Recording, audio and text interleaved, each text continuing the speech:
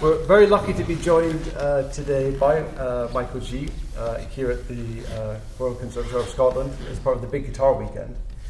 And you've been coming up for a number of years, kind of sharing your insights and talking about guitars, and many people here play guitars.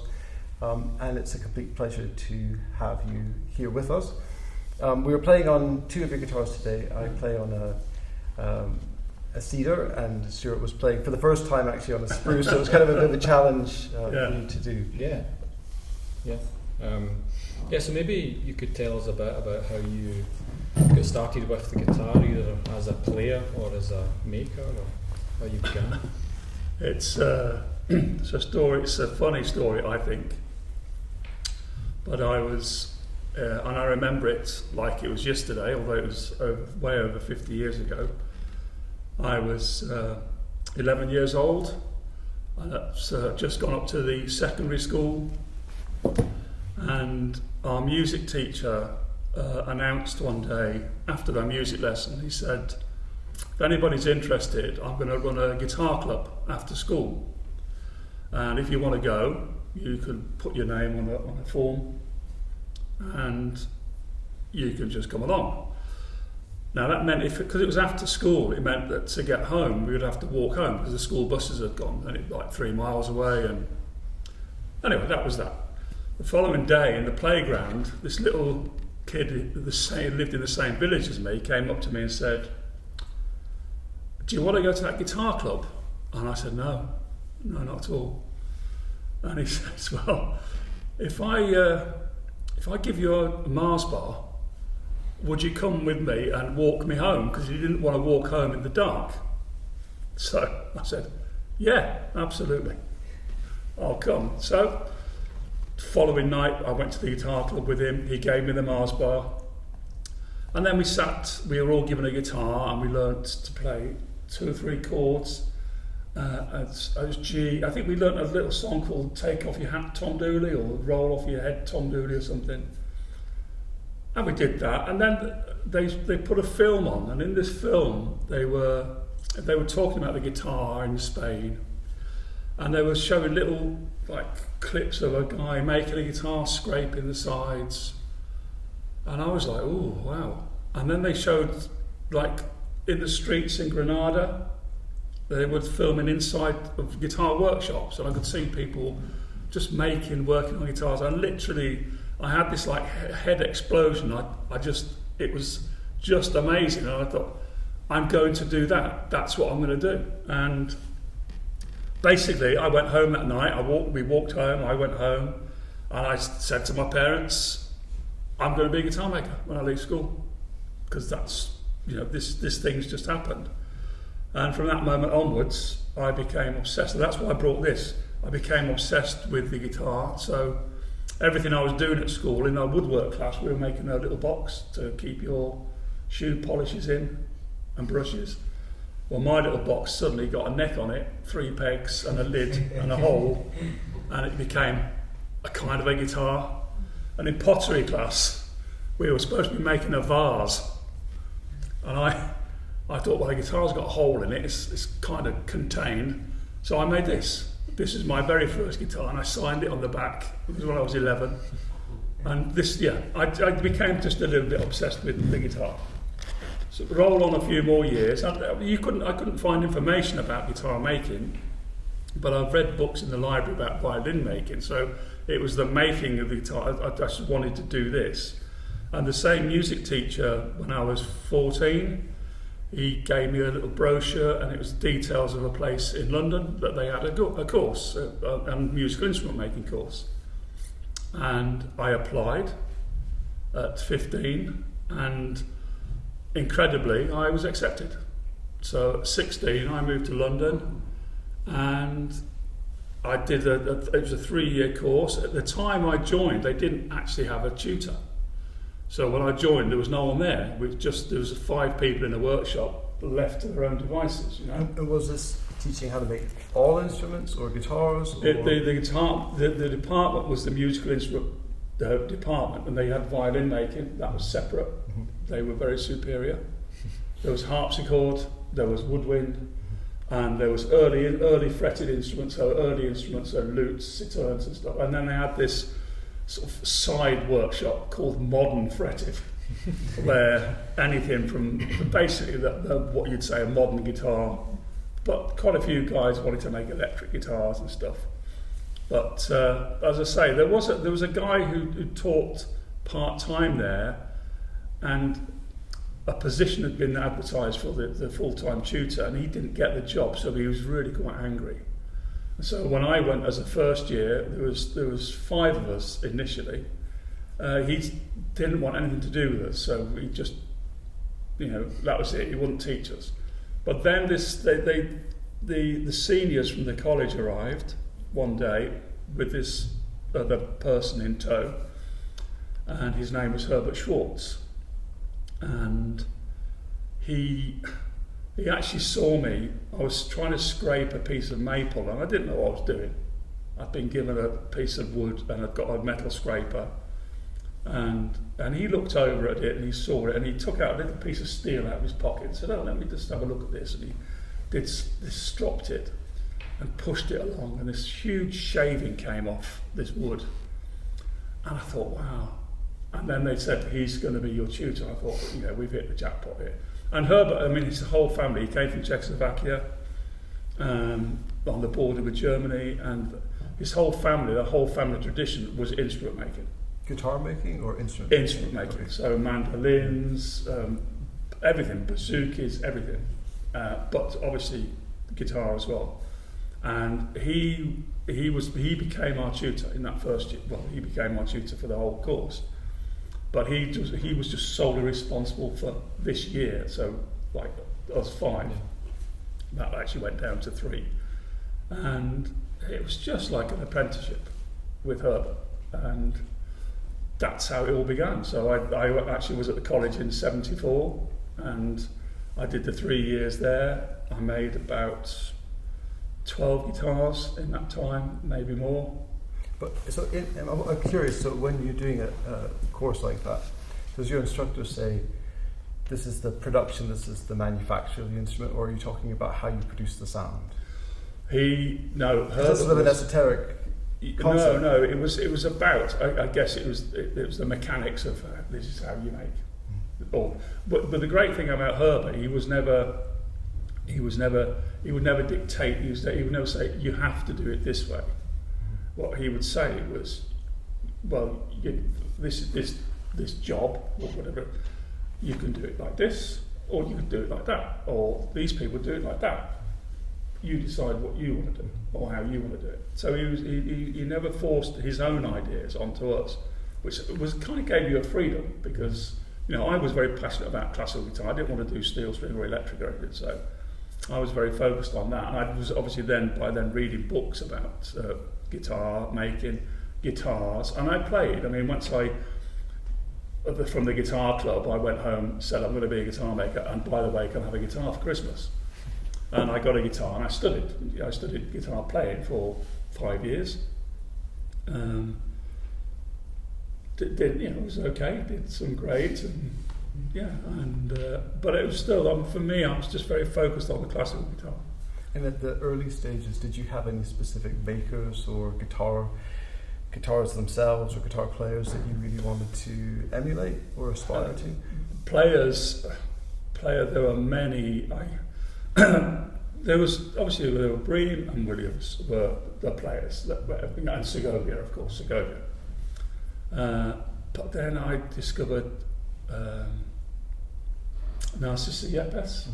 I used to at Christmas, again, used to get a record token every Christmas in my Christmas stocking, and I used to go to Debenhams on Boxing Day, and I used to have a box of the albums they're selling cheaply, and I'd go through it and buy whatever guitar albums I could buy. And I got Yepes.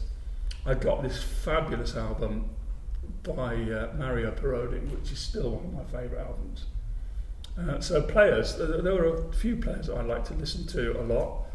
Makers, I didn't really know, because I didn't have access to see guitars, but I'd read about guitars. I used to go to the Guitar Centre in London and look.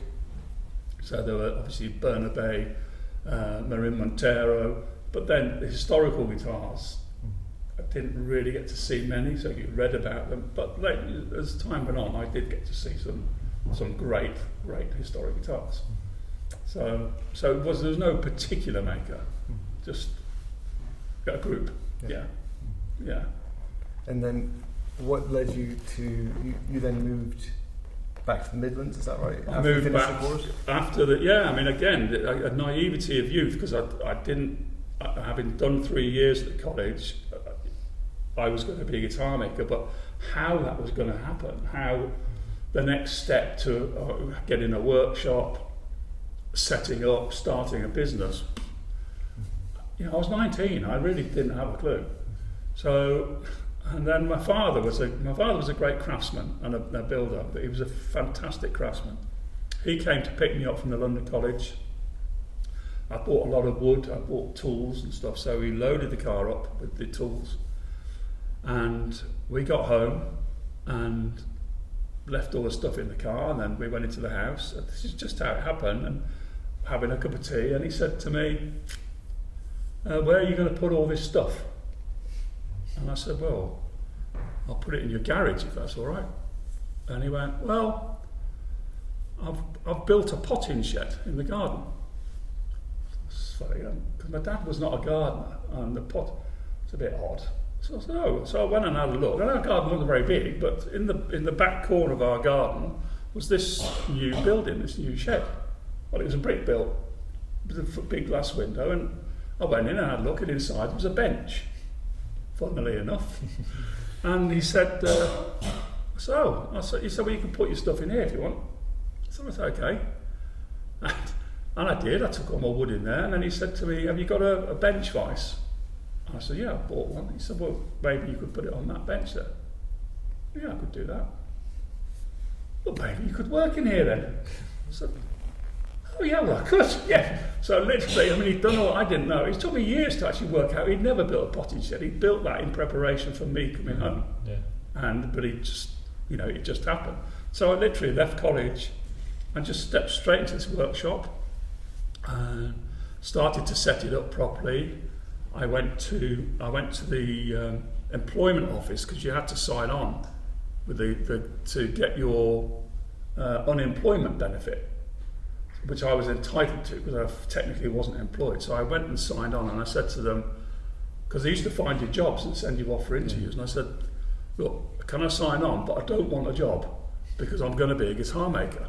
And I told them what I was doing, and the woman just said, "Well, that's fine." And she got my national insurance card, and they went, "Stamp, stamp, stamp." She said, "You've got it till October, and then you're self-employed." So I got this unemployment benefit for so many months. It gave me time to set the workshop up, start making a few guitars. Then I went with the first guitars. I went to my old guitar teacher and showed him, and things just went from there really. Yeah, I mean, he liked what he saw, and he bought them from me, and then he ordered 2 more, and it just started. It just all actually quite easy for me. So have you heard the sound of these early guitars recently? Because it must be kind of sort of like it must take you back to a certain time. It does. And do you own them, or other people own them? I have the very first guitar, the very first real guitar that I made, number 1. I have it, and it's hanging in my house now. It was hanging in my parents' house for years, but they sadly passed away. So that's now hanging in my house, and it has all. It's quite funny because people say, "Oh, you're lying," because you said you started in 1974, but that label says 1975. Well, it's because I finished that guitar in December 1974, and I got this guy who got beautiful writing to do the label, and I thought, hang on a minute, in 3 weeks' time, this is going to look like it's a year old. So I got him to put 1975 on the label. So, but yes, I still have that guitar, and it's a lovely, simple maple spruce top. Fan strutted, we just had a plan and we basically worked to that. Yeah. So how did you go from the traditional, and obviously now do you mostly make double tops now? Is that or exclusively? No, not exclusively. No, I've started that a long time ago, and that was a whole. that was a process that happened over many, many years. But no, I still make the traditional. I'm not sure about that term really, because I think my feet are very firmly planted in what I would call a traditional guitar making or traditional guitar making. I might do one or two things that are considered not traditional, but then actually all the makers that I look at, if you think about someone like Torres, which is, you would say that's the modern guitar. But it wasn't, he created that from it was innovative in its time. In its time, and I think Ron Miller said Torres didn't invent anything. He just got, he'd seen things, and obviously I think input from players is absolute paramount, and created this new thing, which now we think is out. But it's not. It's not fixed in stone. The guitar develops, and I think the guitar is quite unique in terms of sort of string instruments at the moment, in that it's quite far from its finished ideal, isn't it? I mean, there's like violinists, for example. I don't think there's. I mean, there might be some innovation, but their design has been the same for centuries. Whereas the guitar doesn't feel. It evolved with Torres, and it continues to evolve. And in 50 years' time, there'll be someone sat here, and they'll be doing something that. So this sort of argument about double top or not double top is actually just stymieing innovation, really. It's. I don't know whether you. I think sometimes some people want validation for their own choice of what they play a particular instrument, and that's right. I'm not into that really. I see instruments built in very different way. Every maker I know makes with one purpose, and that's to make the most musical, beautiful thing they can. No one's trying to make anything ugly. You know what I mean? So we've all got the same aim. But sometimes you almost get the impression that certain makers are more interested in the process and the feel and the tactility of making it than the finished product, which is the sound, the playability, the balance. Yeah. But all that, all that feel and touch and that's I think we all that is what it's about really for us all. But the finished product is ultimately what it's about. Yeah. And when you're making a guitar, is it possible to even say you have a hierarchy of this is my most important element, tone or playability or balance or the whole thing, everything, it's projection? It's everything. It's everything. Yeah. And again, but definitions. Definitions of things can be very. Everyone can have their own interpretation of it. So we can all use the same words: balance, separation. We can all say those things, but can actually mean something very different to each one of us. So, yeah. It's a bit like the kind of amateur student that buys 6 different packets of strings so that each one is perfect. But if you can't play it, it doesn't make too much difference, I suppose. But I have a friend who's the teacher, and he said, he does have 2 different types of students. The ones that come and he'll give advice and they go away and they study and they come back and they've done it. And there's others that come, they give advice and they come back every week and say, I've got these new strings. And I think that, I've got this new guitar, I've got this. It's about the practice, not. Yeah. And do you see any kind of innovations? I mean, can you kind of, using your prescient mind, sort of look forward to what sort of trends and innovations you think will be pushed in the next 50 years? Not really. It'll come from somewhere, but no. String technology's changed quite a lot. Actually, strings have probably given the guitars, in a sense, more power, just because of the materials that they use and the way they are. With making, I don't know. Carbon fibres are. I heard a carbon fibre cello recently, and it's like, oh wow, that's pretty good. So there are materials. The first time I thought about when I started teaching, because I actually at the college I learned at, I was invited back to teach. As a visiting tutor, which was great because I got paid just to walk around the workshop and help students. And I was invited back because I'd left the college, I had set up, I was making a living. I was there almost to prove to other students it can be done. You can do this. And I forgot where I was going with that. But what was I saying? Well, I was actually just thinking knowing you and hearing you talk, there's a love for the guitar and a love for what you do for guitar making, and that spanned decades. I hope you don't mind me saying decades, but how do you maintain that love? Because sometimes, there's just certain days that you must sort of feel like, I don't want to go in the cold into the workshop, or I don't want to do this. But you kind of, the passion has never dimmed. Never. No, it's funny because even now, and I now get an old age pension, which is great. It's great. The government give you money. It's great. But no, and I vowed that I was gonna. My wife is just amazing, and has been, supporting me in everything that I've done since I started. She did say, look, when we move, because we've just recently moved house, you've got to promise me that you're going to have 2 days off a week, that we can do things. Not quite managed it yet, but I'm getting there. You do one? You get 1 day off, yeah? I get 1 day off, yeah. So, but no, because I've had to build a new workshop, and then I missed working so much, I just had things I wanted to do. But no, every day I go in the workshop, and it's just simple. I just absolutely love it. Every day I'm going to learn something. Every day, that's how I feel. I mean, it's a privilege to be able to do it, and I've done it for a living for my whole life. But it still excites me, and the guitar excites me. Concert, there's been some concerts here. It's like, wow, and the level is just going up. The level of playing is just like this, and the same with making. It's a golden time now for anyone to want to play the guitar, buy the guitar. The best instruments ever made they are being made now, and that's no disrespect to the past, because they were phenomenal and talented, creative craftsmen. But they gave us something that maybe people have been able to take from them and move on, or try and move on. Some people will obviously move backwards because you're not doing that, and it should be that. But, yeah. So if someone was to call you, or maybe they might email these days, like what would be the process to? Would you like them to come down and chat to you if possible, see them play? Or? Yeah, usually.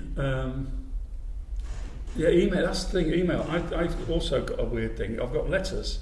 When people used to order, I've got these stacks of letters and they're great, with funny stamps on from Chile or from Mexico or from America, and they just all stop in 1992, I think it is, 93, when email started.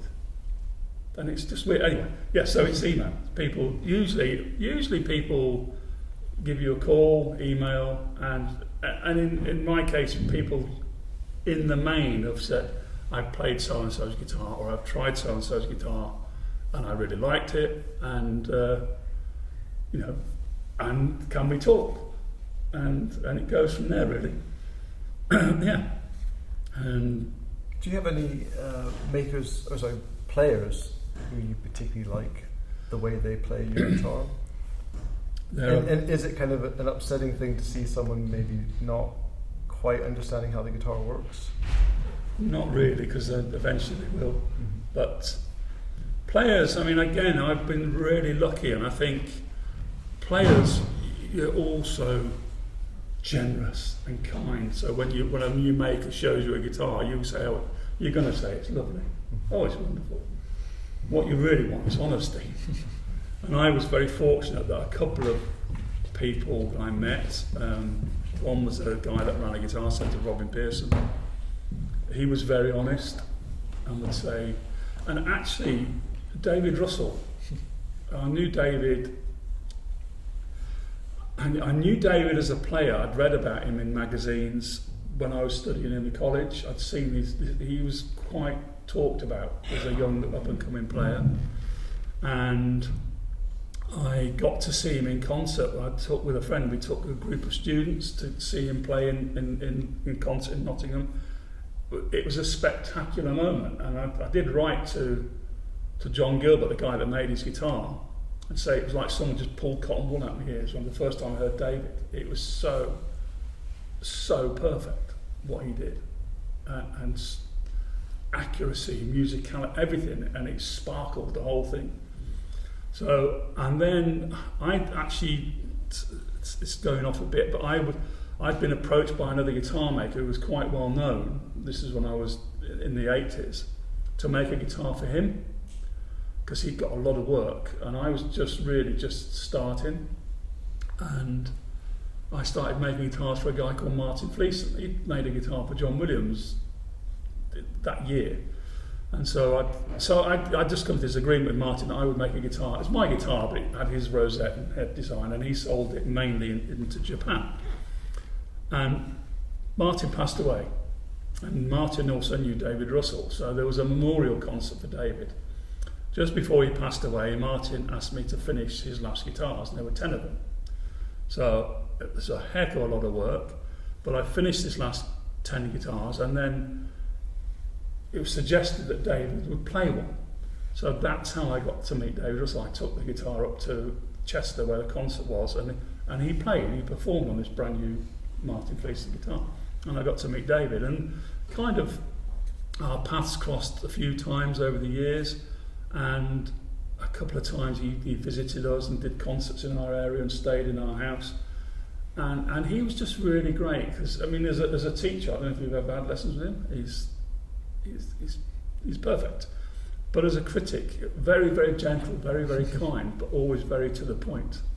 And he said a few things that really resonated with me, and pointed out that maybe your guitars are lovely and you can carry on making them for the rest of your life and people will buy them, but, and it was the but, that's what I wanted to know. And it was the but, it would need to do this, maybe better, and just general conversation about what he thought could change about the guitar. And he said, there's no guarantee you can do it. And again, I saw him a bit after that, and I'd done a guitar that he was quite keen on. And then a year later, I saw him again, and I'd finished the guitar, and it was brand new. I'd finished it, and I'd gone into London to teach, and David had arrived at our house, and the guitar was there, and oh Christ, I don't. Anyway, he liked that guitar, and he bought that guitar. He bought that guitar off me, which was nice.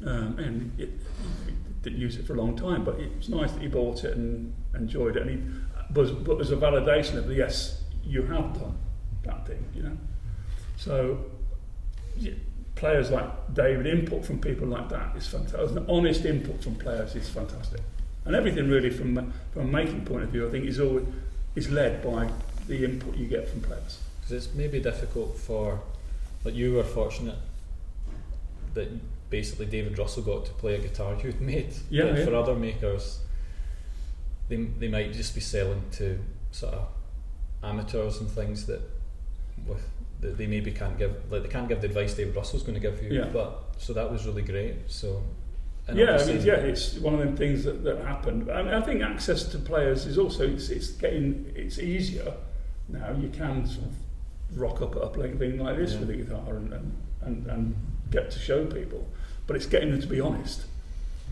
So then, obviously, a lot of professional players play your guitars now, and then there must have been others. I don't mean naming names. I just mean you've obviously had input from other players too. And that's obviously is really helpful. Yeah, Robert Brightmore, who was the professor at Guildhall, he was actually kind of around the same time as David.